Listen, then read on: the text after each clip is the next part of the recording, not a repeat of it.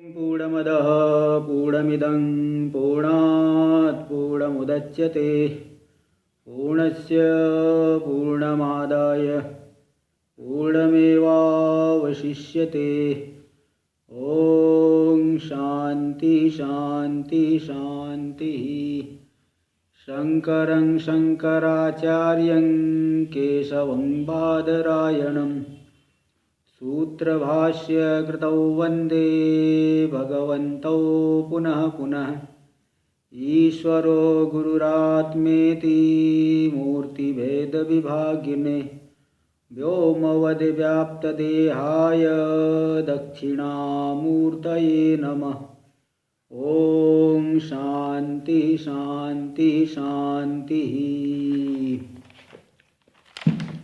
वेदांत के प्रकरण ग्रंथ विवेक चूड़ामणि जो कि भगवान भाष्यकार के द्वारा विरचित है, इस पे हम लोग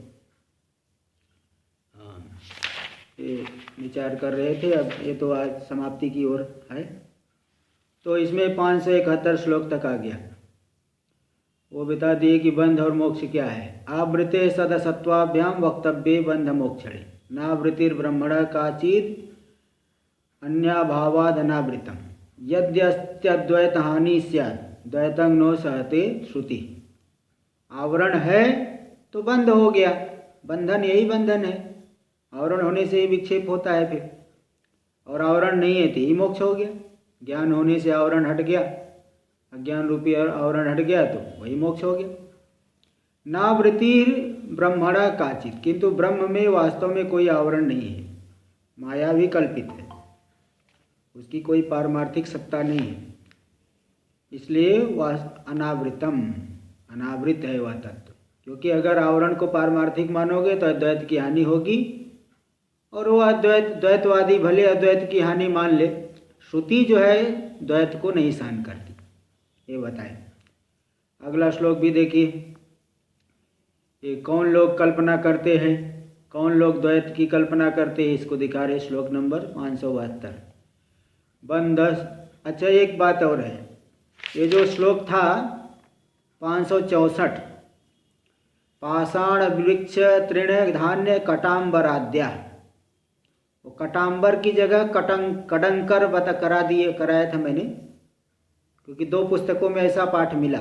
लेकिन गीता पुस्तक प्रेस में कटाम्बर भी है, और अंबर शब्द का अर्थ वस्त्र होता है। उस समय मेरे को ध्यान में नहीं आया, मुझे उस समय मैं आकाश को समझ करके मैंने कहा कि यही पाठ ठीक है। तो मतलब 2 पाठांतर है, समझ लीजिए। कड़ंकर 2 पुस्तकों में मिला, और एक गीता प्रेस वाले में कटाम्बर है, और यहाँ भी कटाम्बर दे रहे हैं, इसलिए 2 पाठांतर रूप से लीजिएगा। क्या करें?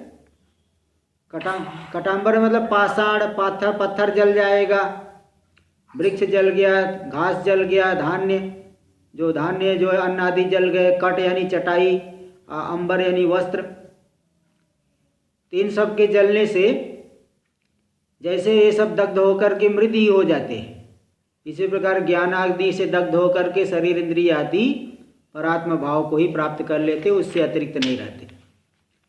तो ये हो गया। अगला देखिए श्लोक 572, बंधश्च मोक्षश्च मृषैव मूढ़ा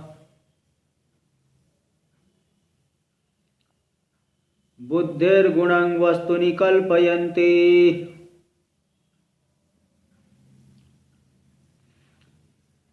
दृगावृतिं मेघकृतां यथा रवौ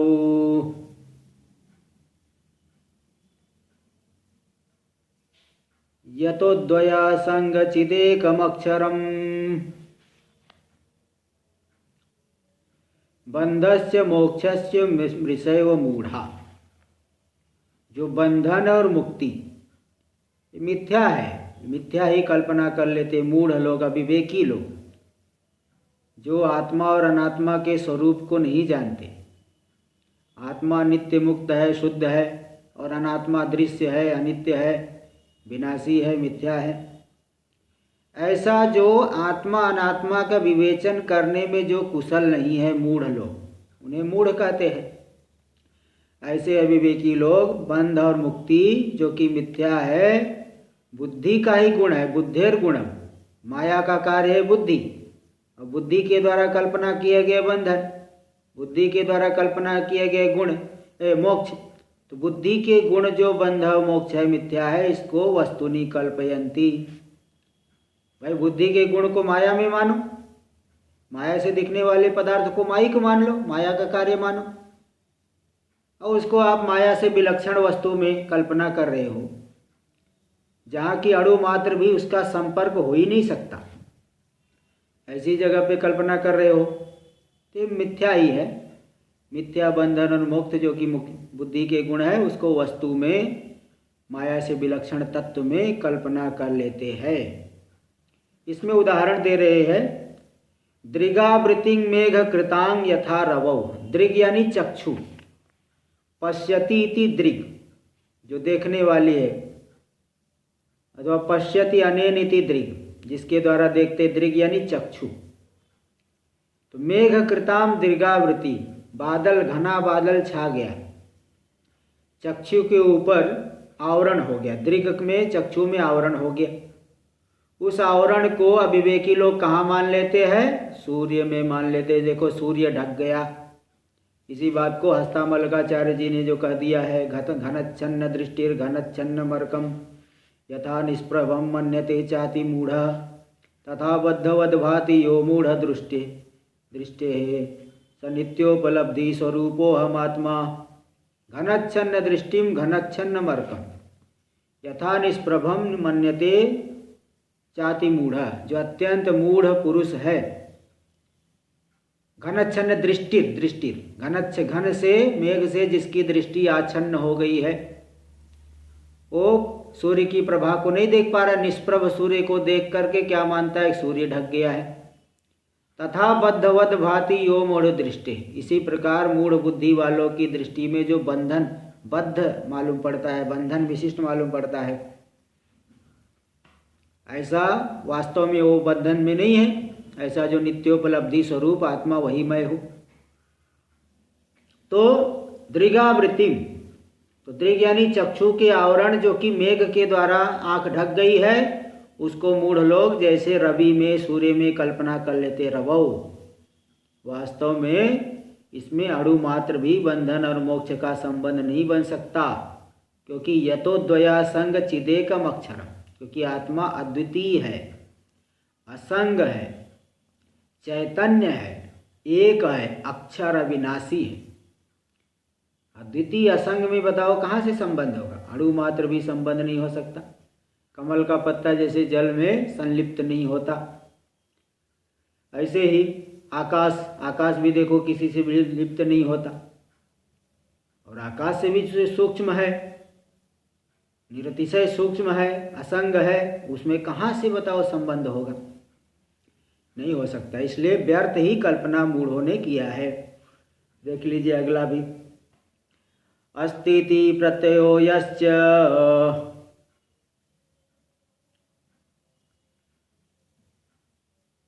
यश्च नास्तीति वस्तुनि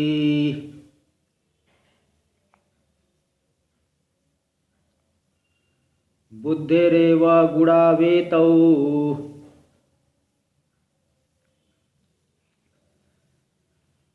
न तु नित्यस्य वस्तुनः। अस्तीति प्रत्ययो यश्च, जो ये प्रत्यय होता है नहीं है, घट है घट नहीं है, ये किसका प्रत्यय है? वस्तु में, तत्व में जो ये प्रत्यय और विकल्प हो रहा है नहीं है, ये तो बुद्धि का गुण है। आत्मा जो एक रस है वो नहीं है, ऐसा कैसे कह सकते हैं? आप तीनों अवस्थाओं को जान रहे हैं, जहाँ पे बुद्धि भी नहीं उस अवस्था को भी जान रहे हैं। गहरी निद्रा में आपकी बुद्धि थी क्या? बोले भाई बुद्धि तो हाँ नहीं थी, कारण कि मैंने बुद्धि होती तो कुछ भी ज्ञान तो होता। सुबह 4 बजे से उठ जाते हैं, जो कभी भी उठ जाते हैं, शाम को जब भी सोते हैं, तो सुबह से लेके शाम तक एक एक क्रियाकलाप जो है बुद्धि के द्वारा ज्ञान हो रहा है, उसको आत्मा प्रकाशित कर रहा है। स्वप्नावस्था में पहुँचे, वहाँ भी प्रपंच दिख रहा है। मन का रचाया हुआ प्रपंच मन की वासनाओं से हो रहा है। तो हर एक चीज को जो प्रकाशित कर रहा है ऐसा एक रस ज्ञान स्वरूप आत्मा, उसमें अस्ति नास्ति ऐसा नहीं बन सकता, बंधन मुक्ति भी नहीं हो सकता। तो बुद्धि रेव गुणो एतौ, अस्ति नास्ति ये जो प्रत्यय है वस्तु में जो आत्मा में मालूम पड़ रहे हैं ये बुद्धि के ही गुण है। बंधन है बंधन नहीं है, है ना, ये सब बुद्धि के गुण है। न तो नित्य से वस्तु न, नित्य वस्तु के में बिल्कुल नहीं, क्योंकि वो तो एक रस है, एक जैसा ही है, थोड़ा सा भी उसमें अंतर नहीं आता। इसलिए जो अप्रामाणिकी कल्पना है अधिष्ठान को दूषित नहीं करती है, इसलिए वहां कल्पना हो ही नहीं सकती भाई। तो मूढ़ता से व्यक्ति ने कल्पित कर लिया। हाँ देखो, इसको भी तब बता रहे अगले श्लोक में, अतस्तौ मायया कृप्तौ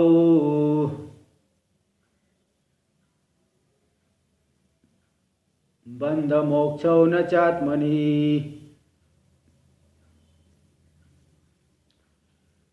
निष्कले निष्क्रिये शांते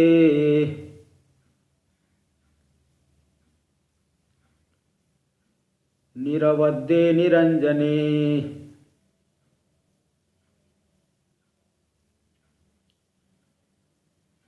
अद्वितीये परे तत्वे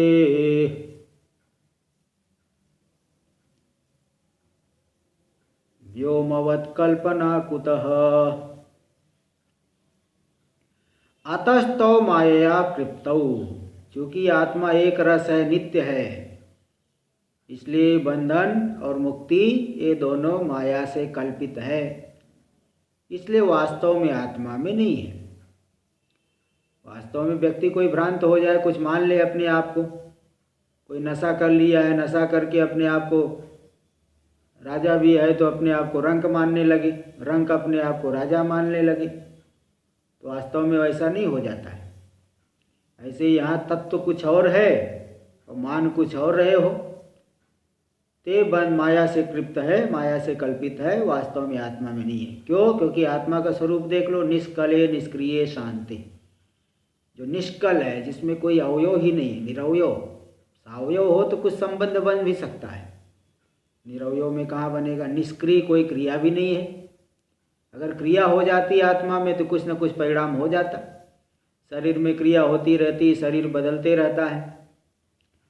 और शांत है, किसी भी उपद्रव से युक्त नहीं है, शांत है, निरवध्य, निर्दोष है, निरंजन, कोई जो है अंजन नहीं, कोई कालिक नहीं, कोई मल नहीं, कोई है ना, कोई जो है माया को लेकर के कोई दोष नहीं।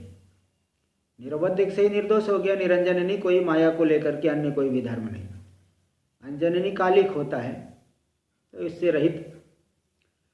अद्वितीय पर तत्वे, अद्वितीय जो पर तत्व है, व्योमवत् कल्पना कुतः, आकाश में जैसे बंधन और मुक्ति की रस्सी से आकाश को हमने बांध दिया और रस्सी को हमने खोल दिया, आकाश को खोल दिया। आकाश को भी आप रस्सी से बांध नहीं सकते, खोल नहीं सकते। इसी प्रकार जो आकाश का भी कारण है, सूक्ष्म है, पूरे संसार की प्रत्येगात्मा है, सबके भीतर है, उसमें बंधन मुक्ति कहाँ से हो पाएगी, बता दो। व्योमवत् कल्पना कुतः, इसलिए जो कल्पना हो रही है मूढ़ता से ही हो रही है, ये बात पक्की मान लेनी चाहिए। इतना पूरा ग्रंथ पूरा होने जा रहा है, अब तो समझ में आ ही जाना चाहिए। अब मुमुक्षु लोग तो समझते ही है, ये तो कोई पूर्व पक्षी अन्य मत में दुराग्रह व्यक्ति को हो तो विपरीत मानता है, इसलिए पूर्व के दुराग्रह को छुड़ाने के लिए ही बारंबार उपदेश किया जाता है। बारंबार जो है शंका करेगा, ऐसा कैसे होगा, ऐसा कैसे होगा। मैं बता दे भाई, देखो आत्मा का स्वरूप, इसलिए बारंबार विचार करो। कठिन वस्तु बारंबार बताई जाती है, यहाँ भी बता रहे। फिर बोले ये जो वेद ज्ञान, वेद पढ़ने की क्या जरूरत है फिर, जब बंधन मुक्ति है ही नहीं तो बोले देखो भाई, जैसे कोई बच्चा है अंधेरे में डर रहा है, बोलता है कि वहाँ पिशाच है, बच्चा डर रहा है, अंधेरे में पिशाच है, भयभीत होकर वहाँ भागता है। तो फिर जानकार व्यक्ति वो दीपक लेके आता है कि देखो कहाँ कहाँ है पिशाच, दिखाओ, अगर होता तो मुझे भी पकड़ता। तो दीपक लेकर के वहाँ प्रकाश कर देता है, दिखाता है, उसको विश्वास दिला देता है कि नहीं, यहाँ नहीं है। ऐसे वेद भगवान ज्ञान रूपी दीपक दिखा रहे मुमुक्षुओं को। तो ज्ञान रूपी दीपक से दिखा रहे हैं कि देखो तुम्हारे अंदर संसार नहीं है, मोक्ष नहीं, बंधन भी नहीं, तो मोक्ष कहाँ से कहोगे। और जब बंधन मुक्ति ही कल्पित है तो साधक और मुक्त आदि व्यवहार भी कल्पित है। यही बात जो मांडुक्य कारिका में आई है उसी को भगवान भाष्यकार यहाँ पे शब्दशः रख रहे, एक एक शब्द वही है। न निरोधो न चोत्पत्तिर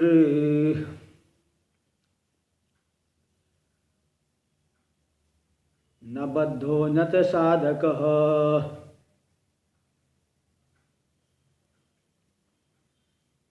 न मुमुक्षुर्न वै मुक्तः मुक्तः इत्येषा परमार्थता।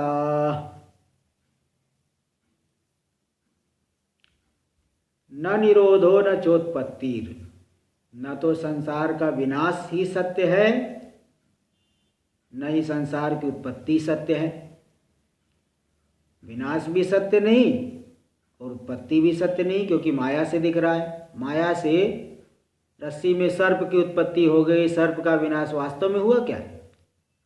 नान्तो न चादि न च संप्रतिष्ठा, गीता में भी भगवान कह दिए, न तो संसार का अंत मिलेगा न आदि है और न ये प्रतिष्ठित है बीच में, बस माया से कुछ काल के लिए दिख गया।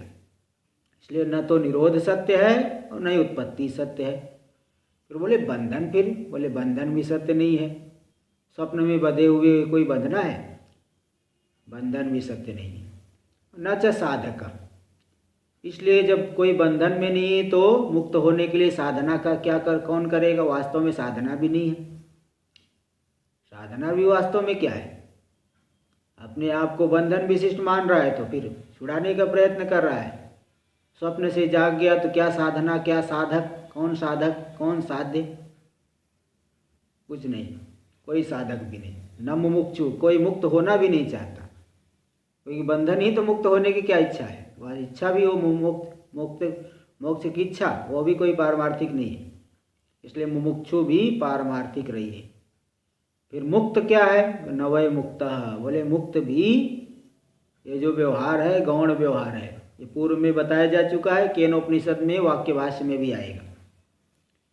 मुक्त यह जो व्यवहार है गौण व्यवहार है, यह बंधन सापेक्ष व्यवहार है। जो कोई सापेक्ष व्यवहार होता है वो पारमार्थिक नहीं होता। जैसे पूर्व दिशा पश्चिम दिशा, उत्तर दिशा दक्षिण दिशा, आकाश में बोले पूर्व दिशा, यहाँ से पूर्व की तरफ किधर दिखाओगे? बंगाल की तरफ। और दूसरी जगह जो बंगाल के दाहिने दक्षिण दिशा में है वो उत्तर की तरफ दिखाएंगे, देखो उधर है उत्तर। जो उत्तर दिशा में है वो कहेंगे दक्षिण में है, जो पूर्व दिशा में है उसे कहेंगे पश्चिम में है। तो एक ही वस्तु उत्तर दक्षिण पूर्व पश्चिम चारों व्यवहार का भागी क्यों बन गई? क्योंकि वो सापेक्ष व्यवहार बन रहा है। किसी न किसी अपेक्षा को, अवधि को लेकर के व्यवहार हो रहा है। वास्तव में देखो तो आकाश को छोड़ के और क्या है? तो ये सब न कोई मुक्षु है न मुक्त है, सब सापेक्ष व्यवहार हो रहा है। अज्ञान को लेकर के सारा व्यवहार हो जाता है, और अज्ञान दूर हो गया तो एक तत्व को छोड़ के कुछ भी नहीं है। इत्येषा परमार्थता, यही परमार्थ है, यही गूढ़ अर्थ है वेदांत का। इससे बढ़कर के गूढ़ अर्थ और क्या लोगे? इसलिए वेद भगवान जो पिशाच से भयभीत बालक के समान, संसार से भयभीत जो मुमुक्षु लोग हैं, उनको ज्ञान रूपी दीपक दिखा रहे भाई तुम अपनी कमजोरी को हटाओ, ये पिशाच उसाच यहाँ कुछ नहीं, यहाँ कोई संसार नहीं, वेद भगवान है दिखा रहे। इसलिए मैंने जो बताया अभी तक का 575 श्लोक पूरा हो गया। ये जो तत्व बताया गया, मुमुक्षु लोग सदा इसकी भावना करें, क्योंकि सदा इसी को ध्यान में रखेंगे तभी वहाँ तक पहुँच पाएंगे, गंतव्य तक। हाँ, वही तभी उस तत्व को अनुभव कर पाएंगे। है हमारा ही स्वरूप, लेकिन अनादिकाल से भटक रहे हैं। इसलिए सदा इस बात की भावना करनी पड़ेगी। इसको दिखा रहे अगले श्लोक में। सकल निगम चूड़ा स्वांत सिद्धांत गुह्यं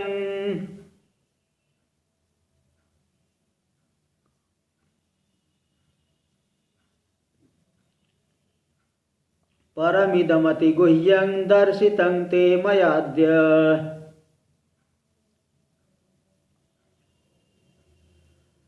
अपगत कलिदोषः काम निर्मुक्त बुद्धिश्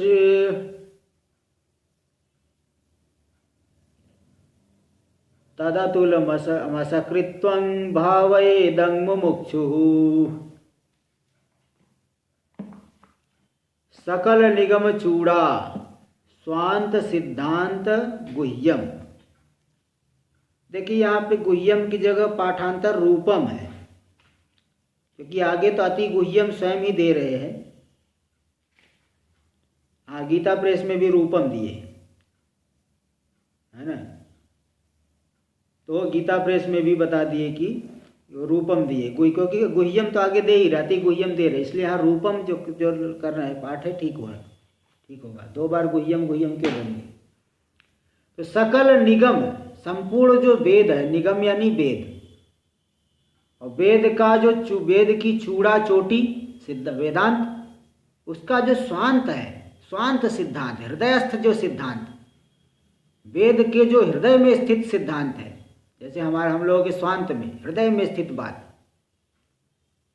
क्योंकि तात्पर्य वाली बात को हृदय में स्थित कहते हैं। इसी प्रकार जो सकल वेदांत, वेदांत के जो स्वांत है, वेद की जो चूड़ा स्वांत, वेदांत चोटी वेदांत, उसका स्वांत यानी हृदय में स्थित जो सिद्धांत रूपम, ये जो परम इदम जो है अत्यंत, ये जो पर तत्व है अति गुह्यम, अत्यंत गोपनीय है, अति गुह्य है, सभी को नहीं दिया जाता और सभी जान भी नहीं पाते। अल्पमति वाले पुरुष वहाँ पे नहीं जान पाते। तो अति गुह्यम दर्शितम ते मयाद्य। हे शिष्य, तुम्हारे लिए इस तत्व को जो अत्यंत गोपनीय है, संपूर्ण वेदांत के हृदयस्थ सिद्धांत का सिद्धांत स्वरूप है, अत्यंत गोपनीय है, परम उत्कृष्ट है, तो उस उत्कृष्ट तत्व को ते यानी तुम्हारे लिए मया अद्य दर्शितम, मेरे द्वारा अच्छी प्रकार से दिखा दिया गया। हे शिष्य, शिष्य को यहाँ बोल रहे अंतिम श्लोक। इसके बाद तो शिष्य प्रणाम करके वो अभी जीवन मुक्ति का अनुभव करते विचरण करने निकल जाएंगे।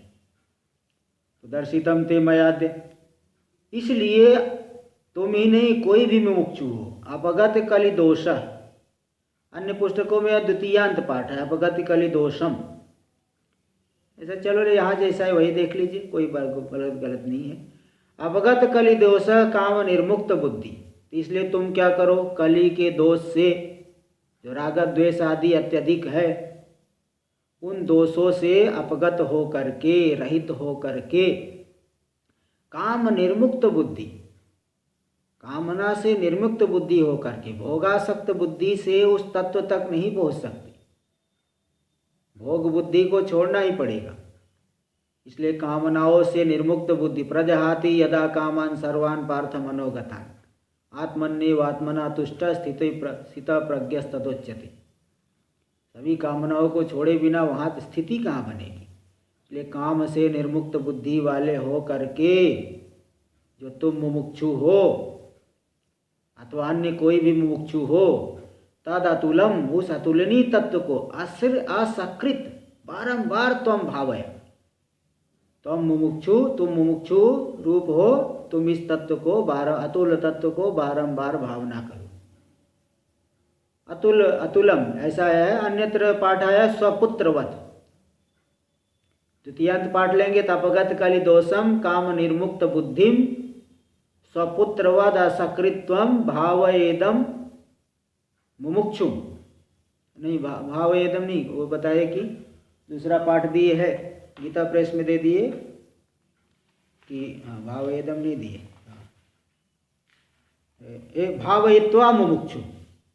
तो हाँ गीता प्रेस वाले के पाठ का अर्थ है कि जो तुम मुमुक्षु हो, तुमको मुमुक्षु जान करके, संपूर्ण कलिकाल के दोषों से रहित जान करके, कामनाओं से रहित जान करके, पुत्र के समान बारंबार मैंने जो है तुम्हारे लिए इस तत्व का कथन किया, बारंबार जो है इसका तत्व को जो है हाँ इसको बताया, तुम्हें उपदेश दिया। तो पुत्रवत वहाँ दिए, स्वपुत्रवत, अतुलम नहीं, तद अतुलम की जगह स्वपुत्रवत ऐसा कर दिए। कारण यह है कि इसमें भी प्रमाण आता है कि वेदांते परमम गुह्यम पुरा कल्पे प्रचोदितम ना पुत्राय दातव्यम ना प्रशांताय दातव्यम ना पुत्राय शिष्याय वै पुनः। वेदांते परमम गुह्यम, वेदांत में परम गोपनीय बात जो कि पूर्व कल्प में कही गई है। बोले किसको क्या बताएगा? बोले जो पुत्र नहीं हो, शिष्य नहीं हो, पुत्र अथवा शिष्य न हो, समदम आदि से रहित हो, जितेंद्रिय नहीं हो, ऐसे व्यक्ति को इस ज्ञान को नहीं देना चाहिए। इसलिए तुमको मैंने मुमुक्षु जान करके, अभिगत कलिदोष रहित हो, कलिदोष से रहित जान करके इस तत्व का बार बार उपदेश किया हो। ये वो मतलब द्वितीयांत पाठ। और यहाँ वाले पाठ थे तो कि तुम जो है कलिदोष से रहित हो, कामनाओं से निर्मुक्त बुद्धि वाले हो, है ना, मुमुक्षु हो, इसलिए मेरे द्वारा उपदिष्ट तत्व को, अतुल तत्व को बारंबार भावना करो, उसी का ही विचार करो, तत्पर होके लग जाओ। यहाँ पे अब गुरु का वाक्य पूरा हो गया। आगे अब शिष्य जो है कृतार्थ हो गए हैं तो भी गुरु को प्रणाम कर रहे हैं अंतिम बार। इति श्रुत्वा गुरोर्वाक्यं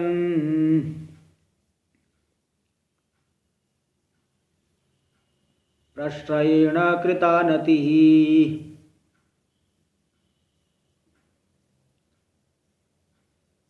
स तेन समनुज्ञातो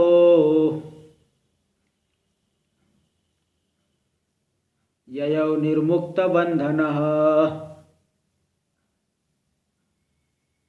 इति श्रुत्वा गुरोर्वाक्यम, इस तरह से गुरु की वाणी को सुन करके शिष्य ने प्रश्रयेण, प्रेम पूर्वक, बड़े ही प्रश्रय से, प्रेम पूर्वक, विनय पूर्वक, कृतानति, न कृता आनतिर नमनम येन, जिसने गुरु को बड़े ही प्रेम पूर्वक प्रणाम कर लिया, गुरु के वाक्य को सुन करके बड़े ही प्रेम पूर्वक जिसने प्रणाम करने वाला जो शिष्य है प्रणाम किया, स तेन समनुज्ञातो, अब उन गुरु के द्वारा अनुज्ञा को प्राप्त करके, अनुमति को प्राप्त करके, ऐसा नहीं कि उपदेश दे दिए कि हमेशा साथ में ही रहेंगे। वो तो पहले एकांत में ही विचरण करते थे, ज़्यादातर पहले विचरण करते थे। वर्तमान में परिस्थिति के अनुसार थोड़ा भ्रमण आदि कम हो गया है।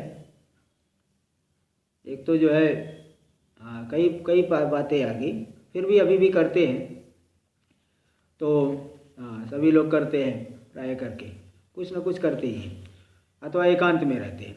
तो इस तरह से गुरु के द्वारा अनुज्ञा प्राप्त करके ययो निर्मुक्त बंधन, बंधन से रहित होकर के जीवन मुक्ति का अनुभव करते, कंचित देशम, किसी देश में चले गए। ययो मतलब किसी देश में कहीं चले गए, स्वच्छंद रूप से भ्रमण करने निकल गए, वो तो जीवन मुक्ति का अनुभव करते हुए चले गए। फिर इस तरह से मतलब यहाँ दो बातें आ गई कि गुरु की वाक्य को सुन करके आखिरी बार उन्होंने प्रेम पूर्वक प्रणाम किया और गुरु जी ने भी आज्ञा दी कि भाई अब तुम अपनी जो है तत्व का अनुभव कर ले, उसी का ही जो है उसी में रमण करो। तो इस तरह से ऐसे अनुज्ञा प्राप्त करके निर्मुक्त बंधन वाले हो करके ययो चले गए कहीं। और गुरु जी भी क्या कि वो भी तो स्वच्छंद गति वाले हैं, वो तो ज्ञानी के भी गुरु है, ब्रह्मविद वरिष्ठ है, इसलिए वो भी स्वच्छंद गति वाले, वो भी जो है चले गए। देखो अब वो क्या किए, देखिए इसको दिखा रहे हैं अगले श्लोक में। गुरुरेश सदानंद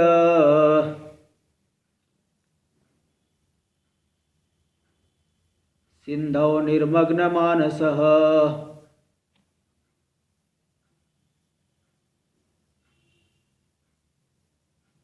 पावयन् वसुधां सर्वां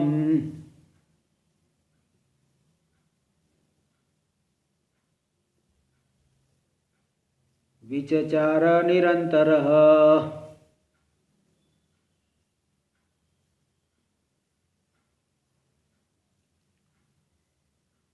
गुरुरेश सदानंद सिंधो निर्मग्न मानस।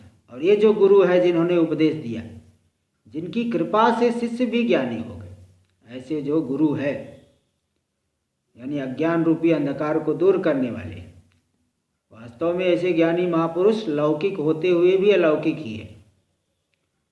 लोग तो देखेंगे कि तो लौकिक व्यवहार करे, हम लोग जैसी है, लेकिन उनकी स्थिति तत्व में है, इसलिए अलौकिक है। जैसे भगवान ने भी गीता में कह दिया कि जन्म कर्म च मे दिव्यम। भगवान पांडव और कौरवों के साथ में रह करके वैसे ही व्यवहार करे तो भी उनको भी लग रहा है कि भी हमारे जैसी है, लेकिन भक्त पहचान लेते हैं, अधिकारी पुरुष जान लेते हैं।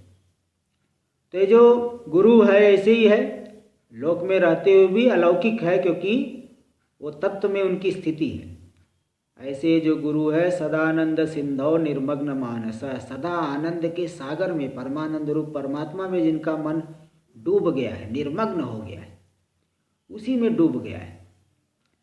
तो ऐसे जो गुरु है निरंतर सर्वाम वसुधाम पावयन विचचार, निरंतर, निरंतर की जगह निरंतरम होना चाहिए।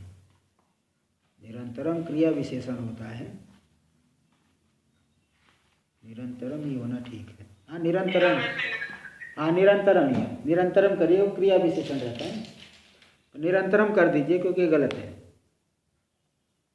तो निरंतर ही वसुधा को पवित्र करते हुए, वसुधा को कैसे पवित्र करेंगे? ज्ञानी महापुरुषों के दर्शन से, स्पर्श से, उनके उपदेश श्रवण से लोगों का कल्याण होता है, महान कल्याण होता है। इसलिए बड़े बड़े महापुरुष लोग देखिए कितना जो है लोग लाभान्वित हुए, वही परंपरा चल रही है। तो वसुधा पूरे पृथ्वी को पवित्र करते हैं, तीर्थी कुर्वन्ति तीर्थानि, बड़े बड़े तीर्थों को भी पवित्र कर देते हैं। तो पूरी वसुधा को पवित्र करते हुए विचरण निरंतरम सर्वाम वसुधाम विचचारा, पूरी पृथ्वी को निरंतर जो है, मतलब पूरी पृथ्वी को पवित्र करते हुए निरंतर विचरण करने कर किए, विचरण करने लगे, किए, उन्होंने किया। तो ये जो गुरु और शिष्य का संवाद बताया गया, ये कोई आज का नहीं समझना, ये तो अनादि काल से सिद्ध है। प्रश्नोपनिषद में देखेंगे 6 ऋषि जो है पिपलाद महर्षि के पास गए, अन्य सर्वत्र देखिए आप, छांदोग्य में भी देख लीजिए, प्रजापति के पास गए, श्वेत केतु जो है गुरुकुल में गए, फिर अपने पिताजी से उपदेश लिए। और मुंडक उपनिषद में भी आप देखेंगे शौनक ऋषि जा करके अंगिरा के पास जा करके पूछे, कस्मिन्नु भगवो विज्ञाते इदम सर्वम विज्ञातम भवत्। केनोपनिषद में भी देखेंगे आचार्य शिष्य। ये जो गुरु शिष्य संवाद है कोई आज का नहीं है, आधुनिक नहीं है, तो अनादि काल से उसी परंपरा का आज भी परिपालन हो रहा है। जो मुमुक्षु लोग किसी उत्कृष्ट महापुरुष से श्रवण करते हैं, इसलिए जहाँ ऐसे महापुरुष रहते हैं वहाँ वहीं पे मुमुक्षु लोग इकट्ठे हो जाते हैं, है ना। कहीं भी जो रहे वहीं मुमुक्षु लोग इकट्ठे हो जाएंगे। जैसे प्रेमपुरी जी महाराज मुंबई में चले गए तो वहाँ देखो इकट्ठे हो गए लोग, मुमुक्षु लोग, इतना जगह वहाँ बन गई। तो ऐसे मतलब अनादि काल से गुरु शिष्य, आचार्य शिष्य संवाद रूपी परंपरा उसके माध्यम से हो रहा है, चल रहा है। तो हम लोग भी उसी प्रवाह में आए हैं। तब यहाँ देखिए इसको दिखा रहे हैं इत्याचार्य। हाँ जी बोलिए। विचचार जो है लिट हाँ विचचार, विचरण किए। हाँ लिट प्रथम पुरुष एक वचन। कौन सा मुख्य वर्ड क्या है? धातु। धातु चर, चर गति भक्षण हो। हाँ देखिए श्लोक नंबर 579, 579। इत्याचार्यस्य शिष्यस्य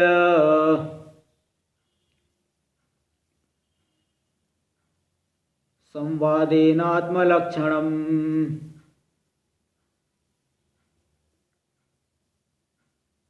निरूपितं मुमुक्षूणां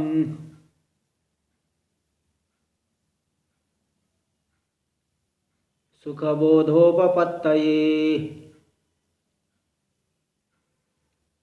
इत्याचार्य से शिष्यस्य, इस तरह से आचार्य का और शिष्य का संवाद, इनके संवाद के द्वारा सुख बोधोपपत्तये, बड़े सुखपूर्वक हमें भी उसका आत्मा का ज्ञान हो जाए। इसके लिए उन दोनों के संवाद के द्वारा आत्मा का लक्षण मुमुक्षुओं के लिए, मुमुक्षुओं को सुखपूर्वक हो जाए, इसलिए आत्मा का लक्षण निरूपित किया गया, उसको बताया गया। तो मतलब आचार्य शिष्य के माध्यम से, ऐसे आख्यायिका के माध्यम से बताने से थोड़ा सरलता होती है, व्यक्ति का जो है बुद्धि वहाँ पे थोड़ा उसके माध्यम से लग जाता है। केवल वही बोलते रहो नित्य शुद्ध बुद्ध, तो वो साधारण व्यक्ति नहीं वो समझ पाता है। तो आचार्य शिष्य के माध्यम से कहने से सुख से वो सुखे न बोध हो जाता है। भाई आत्मा हमारा ही स्वरूप है, तो उस आत्मदर्शन बहुत सुलभ है, कोई कठिन नहीं है, लेकिन जो है हमारी बुद्धि वहाँ लग नहीं पाती, हमारा मन उसमें लगता नहीं,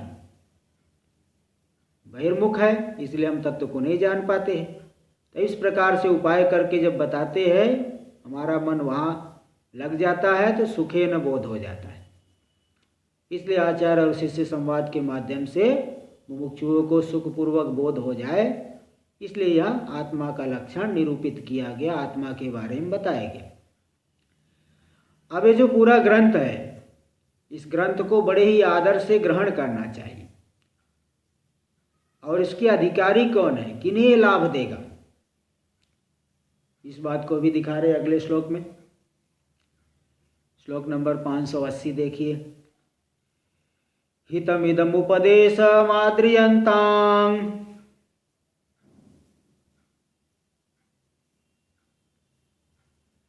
विहित निरस्त समस्त चित्त दोषा, विहित निरस्त समस्त चित्त दोषाः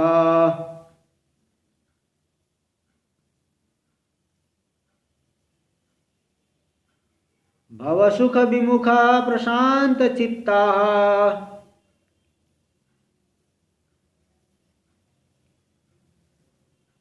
श्रुति रसिका यतयो मुमुक्षवो ये।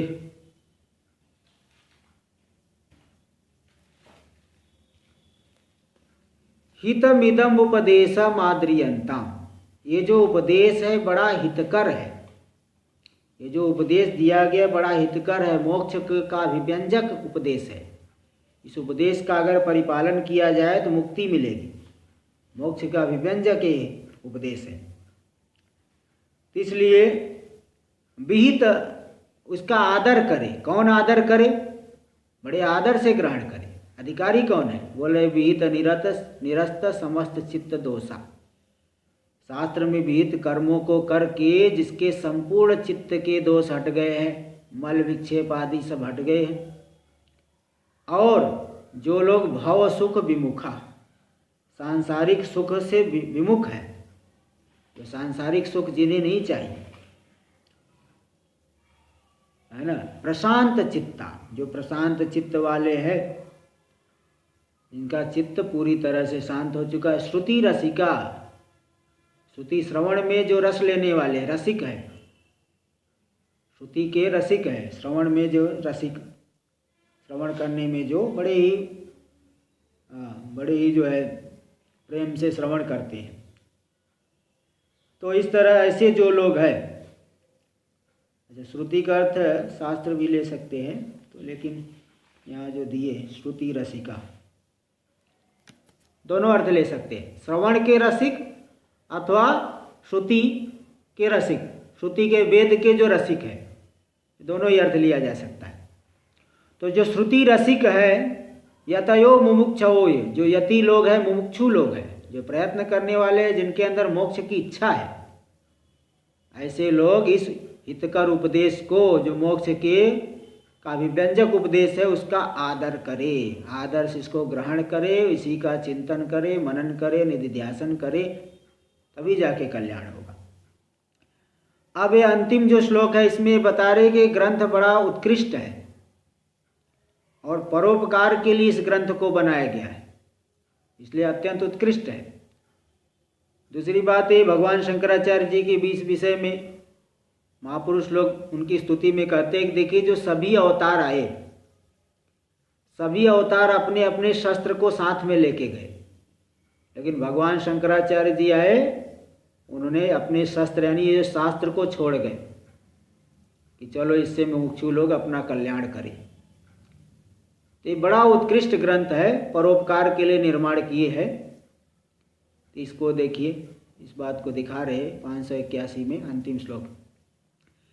संसारा ध्वनिताप भानु किरण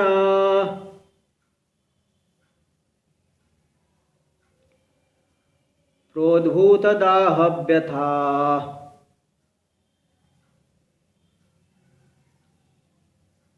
खिन्नानां जलकांक्षया मरुभुवि भ्रान्त्या परिभ्राम्यताम् अत्यासन्न सुधां बुधिं सुखकरं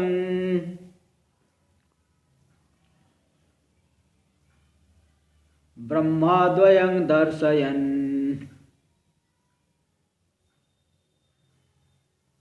तेषा शंकर भारती विजयते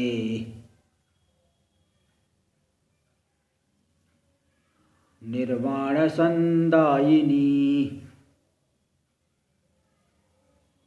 ब्रह्माद्वयम, ब्रह्मा वहाँ दीर्घ होना चाहिए, ब्रह्मद्वयम नहीं ब्रह्माद्वयम। तो संसारा ध्वनि, देखिए किसके लिए निर्माण किए इस ग्रंथ का, ये सभी का उपकार करने वाला है, इस बात को दिखा रहे। संसारा ध्वनि ताप भानु किरण प्रोद्भूत दाह व्यथा, संसार रूपी मार्ग में, इस संसार में ताप भानु, जो ताप भानु सूर्य की, ताप भानु मतलब 3 प्रकार के जो ताप है, आध्यात्मिक, आदिदैविक और आदि भौतिक।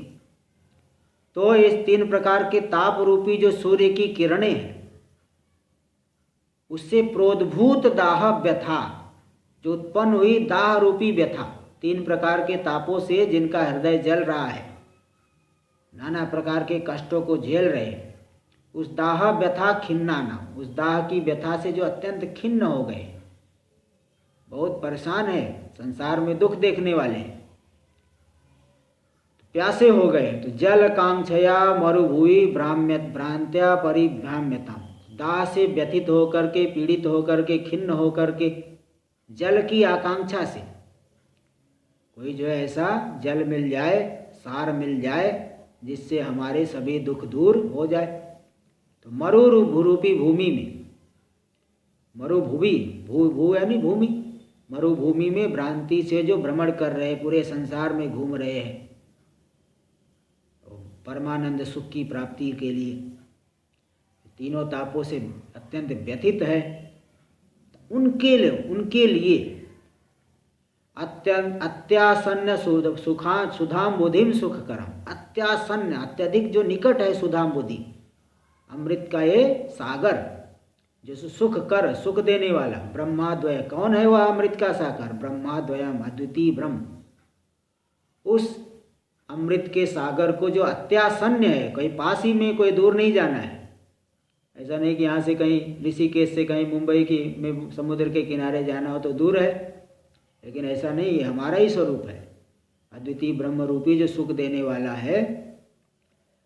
तो उसको दिखाने वाली ये जो उस आनंद रूपी तत्व का को दिखाने वाली, दर्शयंती येषा शंकर भारती, उस तत्व को दिखाने वाली जो मुझ शंकर नाम के स्वामी सन्यासी जो है, जो कि गौड़पादाचार्य जी के शिष्य है, ऐसे जो मैं शंकर नाम के सन्यासी हूँ, उनकी भारती यानी वाणी, भारती सरस्वती का नाम भारती है, भारती यानी वाणी, उस मुझ शंकर नाम के सन्यासी की जो वाणी है, वही यह वाणी निर्वाण संदायिनी, जो कि निर्वाण रूपी सुख को देने वाले, निर्वाणं सम्यक रूपेण ददाती थी निर्वाण संदायिनी, निर्वाण मोक्ष को देने वाली ये मुझ शंकर की वाणी है। ये वाणी उस अद्वितीय ब्रह्म को, परमानंद ब्रह्म को जो दिखाने वाली है। विजयते, विजयते मतलब सर्वोत्कर्षेण वर्तते, सभी से उत्कृष्ट रूप से वर्तमान है, सबसे बढ़ करके, क्योंकि इससे ब्रह्म ज्ञान की प्राप्ति होती है, ब्रह्म का ज्ञान हो जाता है। विद्या, ब्रह्म विद्या जिसे कहते हैं। तो विद्या का अर्थ क्या है? इसके लिए श्लोक आता है, विविधम वासना जाल मूलम अज्ञानम उत्कटम यति द्यति सर्वात्मना यस्मात् तस्मात् विद्येति गीयते। नाना प्रकार के वासना समुदायों का जो मूल है उत्कट अज्ञान, उस अज्ञान को पूरी तरह से जो नष्ट कर दे, द्यति, द्यति यानी विनाशयति, सा विद्या, इसलिए उसे विद्या कहते हैं। अथवा दूसरा अर्थ विद्या का लेते, विशेषेणाहम अस्मीति चानंदात्मनम अव्ययम दद्याद विद्योतेद्वा तो विद्यसा परिगीयते। विशेष रूप से वही आनंद स्वरूप ब्रह्म मैं हूँ, इस प्रकार के ज्ञान को जो प्रदान करे अथवा ऐसे तत्व का जो प्रकाशन कर दे, द्योतय दद्यात विद्योतय द्वा, उस ज्ञान को प्रदान करे अथवा विद्योतन करे, वही विद्या है। ते शंकर नाम के जो सन्यासी की ये वाणी है, निर्वाण देने वाली ब्रह्म विद्या के माध्यम से, तो विद्या जो कि अज्ञान को नष्ट कर देती है, उसके माध्यम से निर्वाण देने वाली है। इसलिए विजयते मतलब सर्वोत्कर्षेण वर्तते, सबसे उत्कृष्ट रूप से वर्तमान है। तो इस तरह से ग्रंथ पूरा हुआ। इति श्रीमद् परमहंस परिव्राजकाचार्य श्री गोविंद भगवत पूज्य पाद शिष्यस्य श्रीमद् शंकर भगवतः कृतौ विवेक चूड़ामणि। इसमें भी जो इनकी टीका भी थी, श्रृंगगिरी जगत गुरु श्री चंद्रशेखर भारती स्वाम्यानुगृहित व्याख्या सनाथ, व्याख्या से जो सनाथ है ऐसी टीका विवेक चूड़ामणि ग्रंथ समाप्त हुआ। तब ये पूरा हुआ, हम लोग लगभग 7-8 महीने लग गया, तो सभी ने बड़े धैर्य से इसको श्रवण किया। अब इसी का चिंतन करते रहे तो फिर आत्मा अनुभव हो जाए। आगे हम लोग पंचदशी ग्रंथ चलाएंगे 15 मार्च से, क्योंकि बीच में अभी अष्टादशा आ रहा है तो उसमें नहीं हो पाएगा। 15 मार्च से पंचदशी ग्रंथ रामकृष्ण टीका के साथ में चलेगा। चलिए, ओम पूर्णमदः पूर्णमिदं पूर्णात् पूर्णमुदच्यते पूर्णस्य पूर्णमादाय पूर्णमेवावशिष्यते। ओम शांति शांति शांति। शंकरं शंकराचार्यं केशवं बादरायणं सूत्रभाष्य कृतौ वंदे भगवन्तौ पुनः पुनः। ईश्वरो गुरुरात्मेति मूर्तिभेदविभागिने व्योमवद्व्याप्तदेहाय दक्षिणामूर्तये नमः। ओम शांति शांति शांति।